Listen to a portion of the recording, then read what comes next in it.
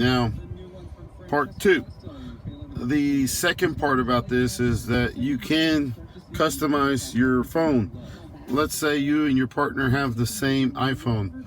Well, if you don't know which one's paired at the same time, you can go into the section here and name your phone. If you clear this out, I'll put in my name, Leo, and I'll hit done. So now when my phone connects, it'll say Leo connected. Now there is a first and secondary phone, so you can pair two phones at the same time. Your first to connect would be incoming and outgoing calls. Now you do have to turn that on, and that will make you the primary connection. Now the secondary is your passenger, and he can only get incoming calls that you could answer from the steering wheel for the push of that button.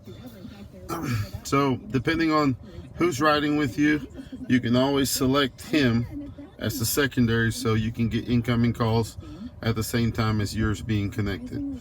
So again, first connected means that you get incoming and outgoing calls, as it says here.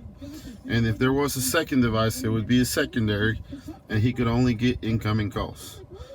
Guys, I appreciate your time. Thank you for watching the video. If you need anything, come see us here at Hall Buick GMC in Tyler, Texas.